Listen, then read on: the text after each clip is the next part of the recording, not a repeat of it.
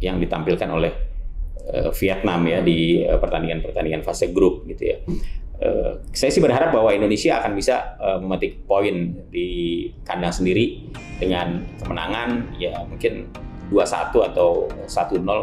Syukur-syukur 2-0 ya. Syukur-syukur 2-0. Syukur-syukur gawang kita tidak sampai kebobolan gitu ya. Tapi ya itu tadi, Vietnam bukan lawan yang mudah untuk dikalahkan. Dan perlu diingat juga viewers, jadi timnas kita ini sedang menghadapi bisa dibilang momok karena timnas Vietnam belum ada kebobolan ya. Jadi di situlah. Betul. Apakah kita bisa merobek keperawanan mereka? Di situ, ya.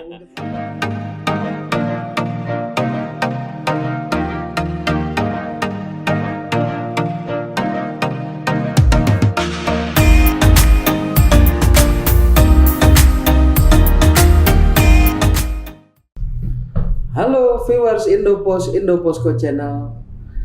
Kembali lagi bersama saya Riza Awaludin. Kita kembali di program Ngaco Ngobrol ala Indoposco. Kali ini kita akan membahas mengenai yang saat ini sangat booming, Piala AFF 2023. Kita kedatangan tamu spesial viewers, yaitu Bung Kesit B. Handoyo. Selamat datang Bung Kesit. Salam olahraga. Salam olahraga. Gimana Bung Kesit? Gimana kabarnya? Alhamdulillah. Ya, kita kali ini membahas mengenai semifinal ya. Sekuat kebanggaan kita timnas Indonesia. Iya. Viewers, jadi kita akan menghadapi lawan yang cukup tangguh ya, Bung Kesit ya. Yaitu Vietnam, negeri yang bisa dikatakan saat ini salah satu pesaing utama kita di Asia Tenggara. Untuk leg pertama kita akan bermain di Stadion Kebanggaan kita, kandang kita, Gelora Bung Karno pada tanggal 6 Januari 2023. Untuk leg keduanya tanggal 9 kita di Hanoi ya, Bung Kesit ya. Kita akan away ke sana. Oke, Bung Kesit, menurut Bung Kesit kayak gimana nih saat ini kondisi timnas Vietnam ya? Kita harus tahu dulu nih kekuatan lawan.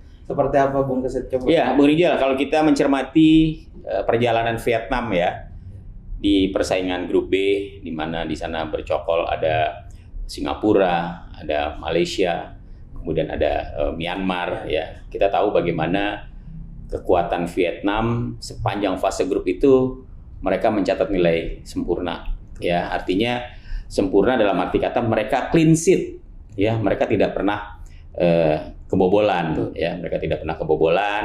Dan kalau kita simak bagaimana kemudian perjalanan Vietnam pada saat di Piala AFF ini, memang mereka menurut saya cukup tangguh ya, cukup tangguh.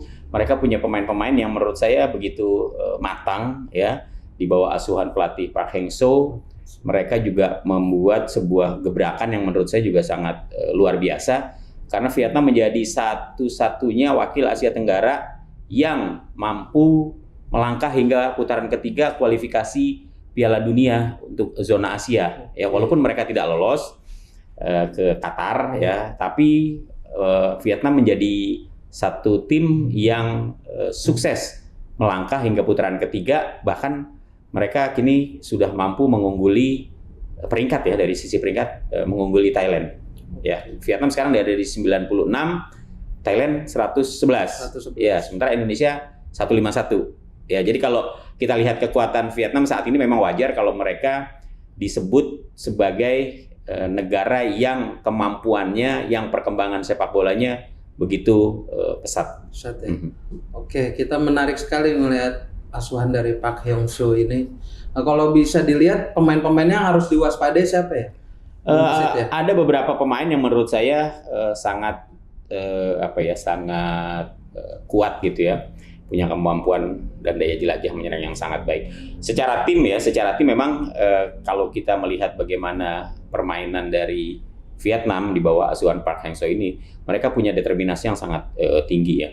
Mereka punya penyerang Nguyen Thien Linh ya, yang saat ini menjadi penyerang yang subur bagi Vietnam.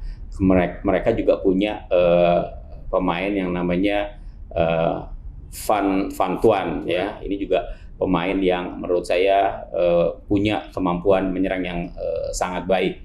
Kemudian juga ada Bin Duong ya. Jadi kalau kita lihat dari komposisi pemain-pemain Vietnam itu semuanya merata. Pemain utama dengan pemain cadangan itu hampir sama kualitasnya ya. Jadi Park Hang-seo mau menurunkan formasi yang manapun ini boleh dibilang sama ya, sama kemampuannya sama. Dan siap tempur semua ya. Iya, mereka juga punya Van Toan yang juga begitu kuat ya. Jadi saya pikir Indonesia memang harus ekstra waspada. Oke. Nah, kalau saya ingat itu dulu ada Nguyen Van Nguyen ya. Ya. Masih main nggak itu? Saat ini udah nggak. Udah nggak ya. Ada. Jadi kalau kita lihat Vietnam pada saat ini memang ada beberapa pemain lama ya, pemain yang masih dipertahankan seperti yang tadi saya katakan Nguyen Van Toan ya, ini juga termasuk pemain yang lama. Kemudian Nguyen Tin Lin juga ya, hampir 90% itu muka-muka lama ya, muka-muka lama, dan tim yang dibawa oleh Park Hang-seo pada saat mengikuti babak kualifikasi Piala Dunia Zona Asia. Oke. Jadi kalau bisa dibilang udah padu banget ya kekuatan sangat. Untuk lapis pertama dan Sangat, lapis keduanya. Sangat padu. Jadi udah nggak ada.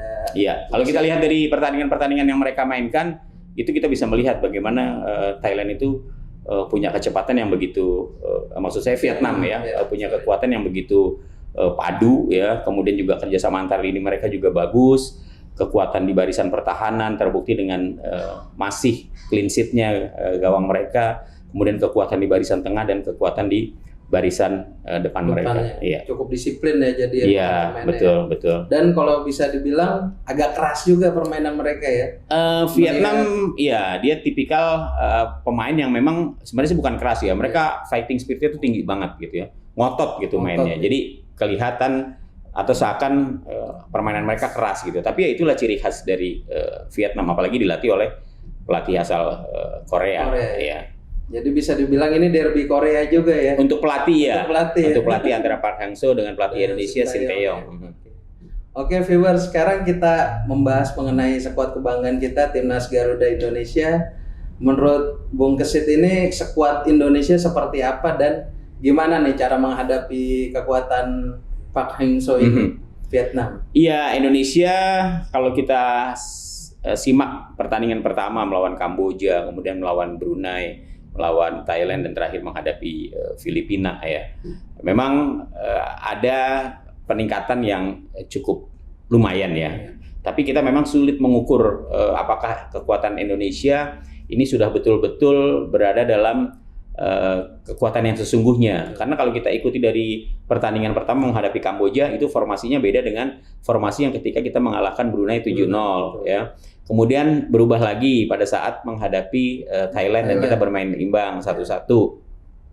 Kemudian pada saat menghadapi Filipina juga ada perubahan. Tapi kalau kita lihat secara keseluruhan ya, permainan Indonesia atau kekuatan dari tim nasional kita itu sebenarnya pada saat menghadapi Thailand. Pada saat kita bermain imbang 1-1 ya. Kita memang masih melihat ada beberapa celah di lini pertahanan, misalnya masih kadang-kadang masih suka lalai, masih gampang ditembus gitu ya. Bahkan melawan Filipina dalam pertandingan terakhir juga kita agak kewalahan juga di lini pertahanan.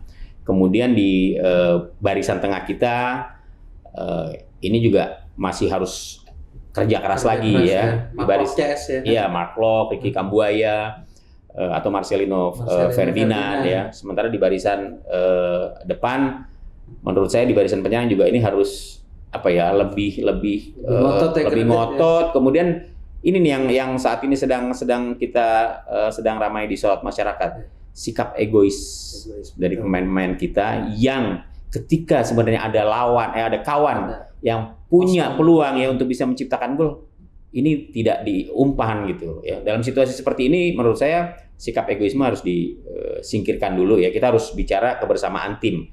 Karena kepentingannya inilah tim, bagaimana menang. Ya masyarakat nggak peduli siapa yang mencetak gol, yang penting Indonesia bisa menang.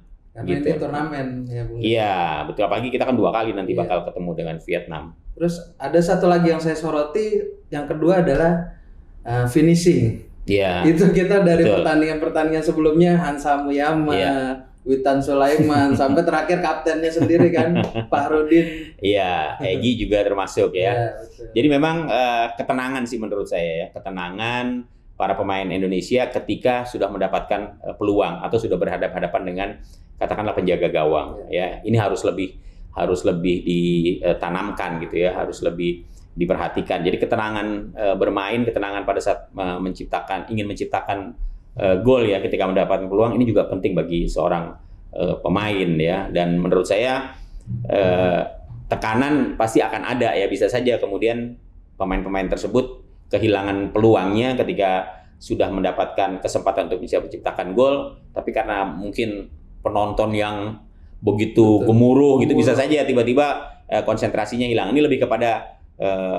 psikologis ya. Tapi seharusnya kalau sudah masuk di level pemain nasional itu tidak boleh lagi seperti itu. Dan mental juga ya. Mental juga, betul, mental juga.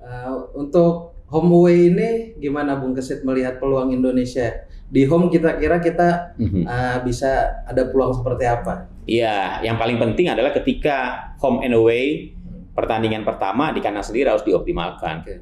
Meraih kemenangan itu hukumnya wajib ya. Karena kalau kita sampai gagal memetik kemenangan, nanti di kandang lawan kita akan jauh lebih sulit gitu ya. Walaupun katakanlah misalnya Indonesia bermain imbang atau takluk dari Vietnam, bukan kemudian peluangnya tertutup gitu ya, masih ada kesempatan, tapi peluangnya akan jauh lebih berat ya. Makanya kenapa pertandingan pertama, mumpung kita menjadi tuan rumah, ini harus dioptimalkan betul-betul, bisa memenangkan pertandingan dengan skor yang betul-betul membuat tim kita nyaman gitu loh. Jadi ketika nanti melakukan pertandingan away, kita tidak terlalu dihantui oleh perasaan bakal tersingkir atau takut kalah. Kalau bisa juga clean sheet ya, Bung Kesit. Iya, kalau bisa clean sheet, jangan sampai lawan bisa menciptakan gol ya. Walaupun nanti tetap pada saat pada saat pertandingan away, gol ini juga akan sangat menentukan buat langkah Indonesia gitu. Oke, Bung Kesit. Kalau untuk pemain kunci kita kira-kira siapa nih untuk di semifinal ini? Iya, kalau untuk pemain kunci sih saya pikir di barisan tengah ya, kita masih bisa berharap Mark Klok ya bisa menjadi jenderal lapangan ya. Kemudian juga pemain muda kita Marcelino Ferdinand, saya pikir juga masih akan tetap menjadi pemain yang kehadirannya diperlukan di lini tengah Indonesia. Untuk prediksi nih kita nih sekarang kalau di home kira gimana nih? Iya, memang kalau tadi saya katakan bahwa Vietnam ini bukan tim sembarangan ya. Vietnam itu adalah tim yang betul-betul matang gitu ya. Untuk bisa mengalahkan mereka itu bukan hal yang mudah bagi Indonesia, apalagi kalau kita lihat permainan yang ditampilkan oleh Vietnam ya di pertandingan-pertandingan fase grup gitu ya. Saya sih berharap bahwa Indonesia akan bisa memetik poin di kandang sendiri dengan kemenangan ya mungkin 2-1 atau 1-0. Syukur-syukur 2-0 ya. Syukur-syukur 2-0. Syukur-syukur gawang kita tidak sampai kebobolan gitu ya. Tapi ya itu tadi, Vietnam bukan lawan yang mudah untuk dikalahkan. Dan perlu diingat juga viewers, jadi timnas kita ini sedang menghadapi bisa dibilang momok karena timnas Vietnam belum ada kebobolan ya. Jadi di situlah. Betul. Apakah kita bisa merobek keperawanan mereka di situ ya Bung Kesit ya. Iya, kita punya 13 gol sepanjang fase grup. Kemudian kebobolan 3 gol. Vietnam 12 gol. Tidak pernah kebobolan. Gitu. Menarik sekali viewers. Untuk laga selanjutnya di tanggal 9 Januari. Iya. Apalagi kita menghadapi mereka di away itu, kita tahulah mereka itu kan punya atmosfer juga yang gila ya di sana ya. Dan teror-teror dari supporter mereka juga kita tahu seperti apa. Bagaimana Bung Kesit menghadapi itu? Iya, memang pertandingan away, pertandingan kedua itu akan menjadi penentu ya. Apakah Indonesia bisa lolos ke final atau tidak gitu ya. Tentunya akan bisa kita prediksi setelah pertandingan pertama dimainkan ya. Bagaimana hasil dari pertandingan pertama atau leg pertama ya. Pertandingan leg kedua itu akan jauh lebih berat pastinya. Karena itu peluang sekecil apapun ya itu harus betul-betul dimanfaatkan. Apapun situasinya atau hasil di leg pertama ya. Bukan berarti kemudian tadi saya katakan kalau misalnya kita seri atau kalah bukan berarti kemudian kita tersingkir. Memang agak berat ya, tapi di semifinal kedua itu akan menjadi kunci dari pertemuan di semifinal ini. Gitu. Pasti akan jauh lebih berat ya, akan jauh lebih berat kalau kita gagal untuk memanfaatkan pertandingan di leg pertama dengan meraih kemenangan. Kalau kita bisa meraih kemenangan di leg pertama, maka di leg kedua akan lebih ringan langkahnya, lebih nyaman. Iya. Oke, viewers. Mudah-mudahan viewers, jadi timnas kita bisa melewatkan hadangan Vietnam dan menuju ke final Piala AFF, dan kita berharap mudah-mudahan tahunnya Indonesia juga ya Bung Kesit. Semoga harapan kita semua ya, karena kita belum pernah juara. Kita 6 kali jadi finalis, jadi runner-up.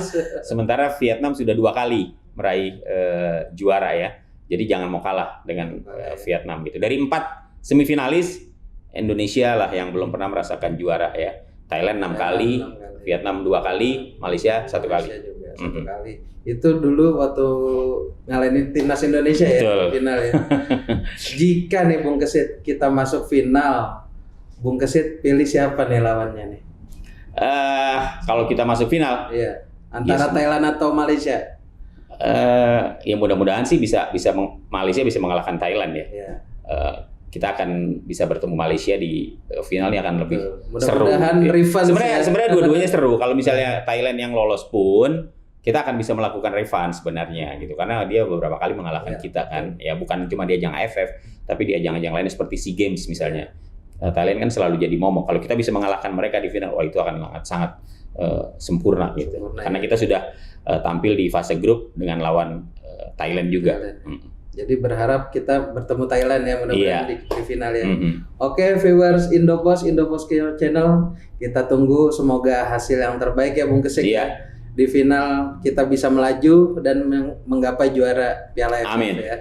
Oke, terima kasih Bung Kesit. Sama-sama Bung Rijal. Kehadirannya di studio Indopos dan Indoposco Channel. Oke viewers, sampai jumpa. Salam sehat dan salam olahraga. Sukses selalu. Terima kasih Bung Kesit. Iya. Dan jangan lupa untuk komen, like, and subscribe Indopos dan Indoposco Channel.